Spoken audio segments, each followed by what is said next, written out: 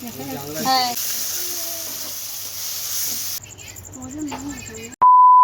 Hello guys, welcome back to my channel. আশা করি তোমরা সবাই খুব ভালো আছো। আমি কিন্তু অনেক ভালো আছি। বিগত অনেক দিন হয়ে গেল তোমাদের সঙ্গে কোনো রেসিপি আমি শেয়ার করিনি, তো আজকে ঝটপট নিয়ে চলে এলাম তোমাদের সঙ্গে সুন্দর একটা রেসিপি। তো চলো আজকে রেসিপিটা তোমাদের সঙ্গে শেয়ার করা যাক। দেখো ফ্রিজটা একদমই জাম হয়ে গেছে, আমি না খুলতেই পারছি না। দেখতে পাচ্ছ ভেতরে কতটা বরফ জমে গেছে।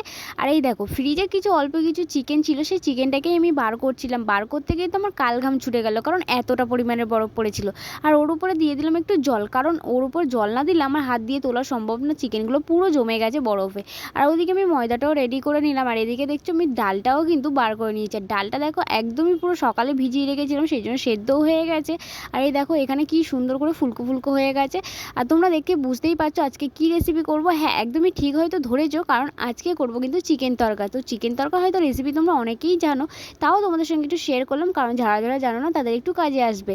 তো চলো পুরো ভিডিওটা তোমরা কন্টিনিউ দেখতে থাকো। আশা করি খুবই ভালো ভিডিওটা হবে। আর প্লিজ প্লিজ তোমরা ভালো লাগলে অবশ্যই একটু লাইক করো, শেয়ার করো, সাবস্ক্রাইব করো, কারণ তোমাদের ভালোবাসা না পেলে হয়তো আমিও একটু এগোতে পারবো না। প্লিজ প্লিজ আমাকে সাপোর্ট করো। আর দেখতেই পেলে আমি কিন্তু এখান থেকে সব কিছু রেডি করে নিয়েছি। ওখানে কি কি উপকরণ দিয়েছি তোমরা তো দেখতেই পেলে। আর চিকেনটাকে কিন্তু একটু আগে ম্যারিনেট করে রেখে দেবে তোমরা, কারণ আমিও ম্যারিনেট করে রেখে দিয়েছি। ম্যারিনেট করলে কী বলো তো, চিকেনটার ভেতরে ভালো করে মশলাটা ঢুকে যায়। তো দেখতেই পাচ্ছ এখানে কিন্তু সর্ষের তেলটা কিন্তু আমি বসিয়ে দিয়েছিলাম। তার উপরে কিন্তু একে একে সব উপকরণগুলোই দিয়ে দিলাম। রসুন কুচি, পেঁয়াজ কুচি, তারপর কাঁচা লঙ্কা কুচি। আর রসুনটা কিন্তু অবশ্যই তোমরা কুচি কুচি করে দেবে, কারণ রসুনটা কুচি কুচি করে দিলে না তরকার ফ্লেভারটা দারুণ আসে, আর খেতেও কিন্তু খুবই টেস্টি হয়।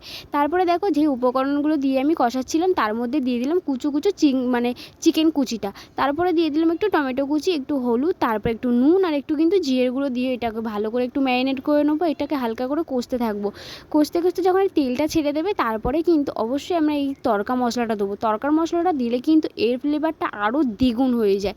তো দারুণ একটা ফ্লেভার আসে। আর সমস্ত রান্না কিন্তু আমার দিদি শাশুড়ি করেছে, কারণ দিদা ছাড়া কিন্তু আমাদের বাড়িতে কেউ রান্না করে না।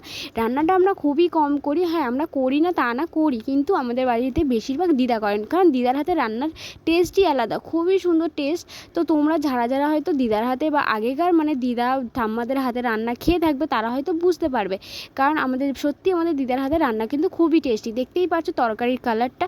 তো আমাদের কিন্তু এখানে তরকাটা রেডি হয়ে গেছে, চিকেন তরকা। আর দেখো ময়দার রুটিটাও কিন্তু রেডি হয়ে গেছে। আর ময়দাটা কিন্তু আমি মেখেছিলাম। আর কতটা সফটি, কতটা নরম হয়েছে দেখতে পাচ্ছ। পুরো এক মুঠোর মধ্যে নিয়ে নিলাম, তো পুরো এক মুঠো হয়ে গেল।